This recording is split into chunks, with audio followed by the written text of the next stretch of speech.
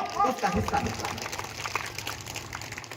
इस व्यक्ति को इस धरती पर रहने के लिए डॉक्टर भीमराव अम्बेडकर साहब ने व्यवस्था दिया कि कुछ मिले चाहे मत मिले, लेकिन इस देश में जो लोग रहते हैं उनको रोटी, कपड़ा, मकान, शिक्षा, दवाई, रोजगार जरूर मिलना चाहिए। 1952 से मतदान सब लोग दे रहे हैं। बलरामपुर के लोगों ने भी दिया, श्रावस्ती के लोगों ने दिया, गोंडा के लोगों ने दिया, लखनऊ के लोगों ने दिया, सहारनपुर के लोगों ने दिया। मतलब कि उत्तर प्रदेश के 75 जनपद के लोगों ने बारी बारी से वोट दे करके बारी बारी से सरकार बनाने का व्यवस्था। सरकार बनी भी, लोगों ने बड़े उत्साह के साथ माननीय मुलायम सिंह यादव जी की सरकार बनाया था, समाजवादी पार्टी की सरकार बनाया था। और जो उत्साह सरकार बनाने में था, वो उत्साह इसलिए था कि जब हमारी सरकार होगी तो सरकार जब बन जाएगी तो हमको वो सारी व्यवस्थाएं मिलेंगी जिससे कि हमारी गरीबी दूर हो जाए। मैं बैठा था अभी, कई एप्लीकेशन हमारे हाथ में आए, हमारे बीच के कार्यकर्ताओं के माध्यम से, कुछ गांव के साथियों के माध्यम से। उसमें तमाम एप्लीकेशन में बस एक चीज दर्ज किया गया है कि साहब हमारी जमीन पर कुछ भूमाफियाओं ने कब्जा कर लिया। लड़ाई इसी बात की है, हमारे गरीब के पास 10-20 बीघा 50 बीघा जमीन नहीं है, उसके पास 1 बिस्सा है, 2 बिस्सा है, उसी में अपना जीवन यापन करता है। लेकिन समाजवादी पार्टी के जब सरकार थी तो उसी समय के जो मनोबल टाइप के लोग थे, उन लोगों ने गरीबों की जमीन पर कब्जा कर रखा है। उसी कब्जे को मुक्त कराने के लिए ये संघर्ष जारी है। अरे जमीन छोड़िए, जमीन पर तो कब्जा किए ही किए हैं, वो आपके राशन पर कब्जा कर दिए थे। मैं धन्यवाद देता हूं देश के माननीय प्रधानमंत्री जी को, मैं धन्यवाद देता हूं उत्तर प्रदेश के मुख्यमंत्री जी को। उन्होंने जो राशन पर कब्जा किया गया था, उस कब्जा को मुक्त करते हुए हर गरीब को राशन देने का कार्य किया कि गरीब जिंदा रहेगा तभी ये लड़ाई लड़ पाएगा, गरीब खाए बिना मर जाएगा तो अपने हिस्से की बात नहीं कर पाएगा। आज ये कार्यकर्ता बैठक, हम सभी लोग ये जरूर चिंतित होंगे कि हमारा हिस्सा कैसे मिलेगा, हमें न्याय कैसे मिलेगा, हमारी बात थाना पर कैसे सुनी जाएगी, हमारी बात तहसील में कैसे सुनी जाएगी। ये सारी बातें कोई सुने चाहे मत सुने, लेकिन हमारा नेता, आपका नेता ओम प्रकाश राजभर जरूर सुनाएगा साथियों, मैं दावे के साथ। हमारे नेता तो गरीबों की लड़ाई तो लड़ते ही हैं। जिस थाने पर बैठे हुए इंस्पेक्टर, दरोगा, सिपाही हैं, जो सबकी समस्या सुनते हैं, उनकी समस्या कोई नहीं सुनता है। और अगर उत्तर प्रदेश में इकलौता कोई नेता है, इकलौता कोई विधायक और इकलौता कोई मंत्री जो सबकी समस्या सुनते हैं, उनकी समस्या भी सुनने का काम अगर कोई करता है तो उसका नाम ओम प्रकाश राय। इसलिए मैं आग्रह करूंगा, विश्वास रखिएगा, विश्वास रखिएगा। सपा बसपा कांग्रेस के चक्कर में पड़ने की आवश्यकता नहीं है। 1952 से आपने लगातार वोट दिया है, आपके बच्चों की पढ़ाई छीन ली गई, आपके बच्चों का रोजी रोजगार छीन लिया गया, आपके नौजवानों की नौकरी छीन ली गई, आपके बच्चों की अस्मिता छीन ली गई। ऐसा कार्य करने वाला कोई था तो समाजवादी पार्टी के गुंडे थे, जो पालतू गुंडे जगह जगह घूमने का काम किया करते। आज जब हमारा नेता सच्चाई को सच्चाई से बोलता है तो सबसे ज्यादा अगर पीड़ा किसी को होता है तो समाजवादियों को होता है, जो समाजवादियों का चोला पहन करके आतंकवादियों का काम करने का कार्य करते हैं। इसलिए मैं आपसे आग्रह करूंगा कि ऐसे लोगों से जो 4-4 बार सरकार बना करके आपके नौकरी का अधिकार छीन लिया, आपके हिस्सेदारी के छीन लिया, आपकी सारी व्यवस्था छीनने का कार्य किया, ऐसे लोगों से सावधान होकर के अपने नेता के साथ विश्वास रखिएगा। आपका नेता ही आपकी आवाज उत्तर प्रदेश के विधानसभा में उठा सकता है, बाकी किसी के बस की बात नहीं। सही कह रहा हूं कि गलत कह रहा हूं? जोर से बोलिए, सही की गलत? कितने लोगों को लगता है कि सही है? जरा हाथ उठाइए। तो ये बताइए, सही का साथ देंगे कि झूठ का साथ देंगे? कितने लोग सही का साथ देंगे? आप दोनों हाथ उठाइए। इस पार्टी के संगठन को मजबूत करेंगे ना। आज यहाँ हमारे नेता जो बात बताएंगे उसको जाकर के गांव में बताने की आवश्यकता है। अब आपकी पहचान, मैं जिस धरती पर खड़ा हूँ, यहाँ के राजा, चक्रवर्ती सम्राट, राष्ट्रवीर राजभर महाराजा सुहेलदेव राजभर, मैं नमन करता हूं इस माटी को, मैं नमन करता हूं इस माटी को। आज महाराजा सुहेलदेव राजभर जी जो गुमनाम हो गए थे, 20 साल पहले मैं भी नहीं जानता था कि ये सुहेलदेव राजभर कौन थे, लेकिन जब बाबूजी ने बताया कि सुहेलदेव जी कौन थे तो हम लोगों ने प्रण लिया कि जब तक पूरी दुनिया को नहीं बता देंगे कि चक्रवर्ती सम्राट महाराजा सुहेलदेव राजभर जी कौन, तब तक चैन से बैठने वाले। और आज साथियों, उत्तर प्रदेश छोड़िए पूरी दुनिया में चक्रवर्ती सम्राट राष्ट्रवीर राजभर महाराजा सुहेलदेव राजभर जी का जय जयकारा हो रहा है साथियों। और आज मान्य जी की ही देन है, आपके संघर्षों की देन है, आपकी एकता की देन है।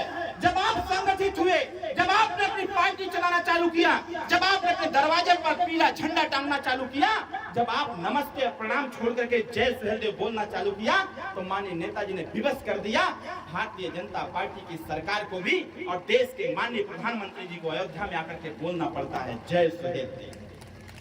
अयोध्या में आके बोलना पड़ता है कि जब यह देश गुलामी की जंजीर में जकड़ा जा रहा था, जब आधे से अधिक राजा इस देश के परास्त हो गए थे, तो इस देश को बचाने का काम किसी ने किया था, तो उसका नाम राजा सुहेलदेव राजभर का साथियों, ये देश के प्रधानमंत्री बोलना चाहता था। और आज आपके राजा सुहेलदेव राजभर जी के नाम पर आजमगढ़ में विश्वविद्यालय खोल दिया गया, मेडिकल कॉलेज खोल दिया गया, स्पोर्ट्स कॉलेज खोले जा रहे हैं।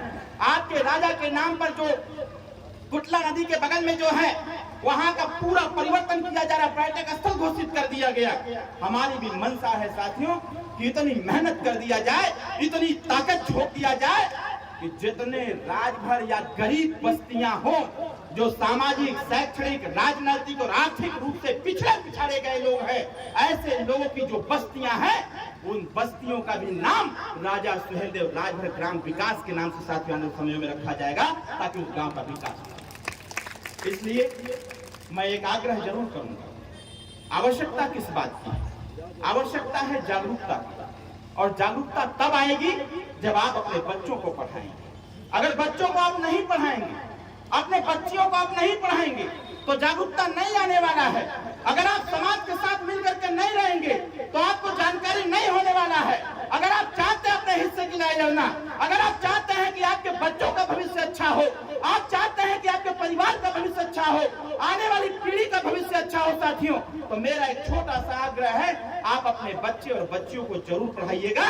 और पढ़ाई लिखाई के नाम पर जिस प्रकार से गरीब परेशान है, विश्वास रखिएगा। अभी हमारे एक वक्ता ने कहा कि महिलाओं के 33% आरक्षण की बात जो केंद्र की सरकार ने मुहर लगाया है, वो बात अगर उठी थी साथियों, तो यही आपके नेता माननीय ओम प्रकाश राजभर के जुबान से उठी थी। आज केंद्र की सरकार फैसला लेते हुए सदन में मुहर लगा दिया कि 33% आरक्षण महिलाओं को मिलना। उसी प्रकार से हम लोगों की इच्छा है कि जो पढ़ाई लिखाई के नाम पर प्राइवेट संस्थाओं द्वारा, जो प्राइवेट विद्यालय हैं, उनके द्वारा जो धन उगाही किया जा रहा है, इससे बचने की आवश्यकता है। और उत्तर प्रदेश की सरकार से गुजारिश किया जाएगा कि उत्तर प्रदेश में कक्षा 1 से लेकर के MA तक बिना पैसे में गरीब को पढ़ाने की व्यवस्था होनी चाहिए, ताकि उनके बच्चों को भी अच्छी पढ़ाई निःशुल्क हो सके, ताकि आगे भी बढ़ सके और अपने परिवार का पालन पोषण कर सके। साथियों, यही सारी बातें हमें आपसे कही। सरकारी विद्यालय है आपके गाँव, जरा आप गौर करिएगा उस पर। एक दिन हम और नेताजी गए थे माननीय अखिलेश यादव जी के यहाँ, जो हमारा गठबंधन था। उन्होंने कहा कि हमने ऐसी व्यवस्था लाया उत्तर प्रदेश में कि गरीब के बच्चे एकदम मस्त हो गए। आपके गांव में प्राइमरी स्कूल होगा, प्राइमरी स्कूल की पढ़ाई क्या हो रही है जरा पता करिए आप। हम भी पढ़े हैं, हमारे पिताजी ने हमको पढ़ाया है। पहले जब मैं पढ़ने जाता था तो बाबूजी हमसे पूछते थे कि बताओ तुम अपने झोले में किताब कापी वगैरह रखे कि नहीं रखे, तो उसमें किताब चलता था। और अखिलेश यादव की सरकार ने इतना निक काम किया था कि जिन बच्चे के झोले में अच्छी किताबें, टैबलेट और लैपटॉप होना चाहिए था, उन बच्चों के झोले में थरिया, गिलास, कटोरी रखवाने का काम किसी ने किया, तो उसका नाम अखिलेश है। अमीर का बच्चा पढ़ने जाता है, जो अखिलेश यादव की सरकार में अमीरों की व्यवस्था बन गई, उनके बच्चे पढ़ने जाते हैं कॉन्वेंट विद्यालय में, तो क्या पढ़ते हैं? वो जाके पढ़ाई पढ़ते हैं, A पार A केवल B for boy, C for cat, आता है जेड तो कहते हैं जेड फॉर जेब्रा, मतलब एक प्रकार का घोड़ा। सांकेतिक भाषा में है कि ऐ अमीर के बेटे, अपने लक्ष्य की तरफ तुम घोड़े की रफ्तार से दौड़ो। और अखिलेश यादव जब गरीब के पक्ष में न्याय दिया तो उन्होंने क्या पढ़ाई देने का कार्य किया। गांव के प्राइमरी विद्यालय में पढ़ाई हो रही है, क कबूतर उड़कर आया, ख खरगोशा लेकर खाया, ग गमला में फूल सजाया, घ घड़ी में समय बताया। और जब मास्टर साहब लड़के को खड़ा करके पूछ रहे हैं कि बताओ तुमको अंगा माने क्या समझ में आया, तो लड़का खड़ा होकर कह रहा है कि गुरुजी हम क्या बताएं, अंगे माने हमको कुछ नहीं समझ में आया।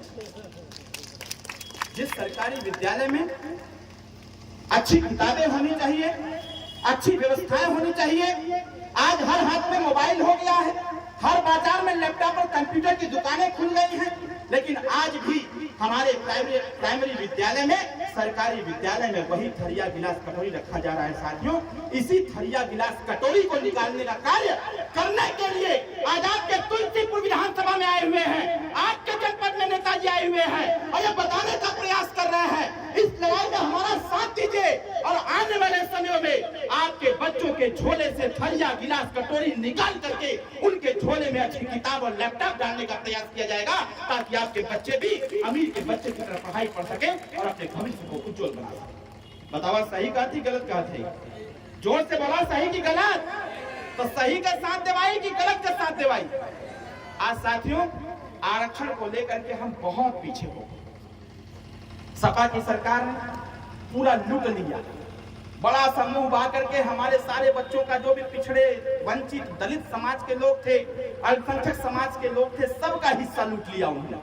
और लूट करके कह रहा है कि अपना काम बनता भाड़ में जाए जनता। तो ऐसे लोगों की दवाई ठीक से हो रही है। मैं ज्यादा कुछ नहीं कहूंगा साथियों, हमारे बीच में माननीय नेताजी बैठे हुए हैं। हम सभी लोग नेताजी के आदेश और निर्देश का पालन करते हुए आने वाले समयों में अपनी व्यवस्था परिवर्तन के लिए, अपनी लड़ाई लड़ने के लिए हम संकल्पित भाव से सुहेलदेव भारतीय समाज पार्टी के साथ होकर के अपनी लड़ाई लड़ा जाएगा और अपने बच्चों के भविष्य को सुधारा जाएगा। इन्हीं चंद शब्दों के साथ मैं बहुत बहुत बधाई और बहुत बहुत शुभकामनाएं देकर अपनी वाणी को विराम देता हूँ। जय सुहेलदेव, जय भारत, जय भारतीय समाज पार्टी, जय युवा शक्ति।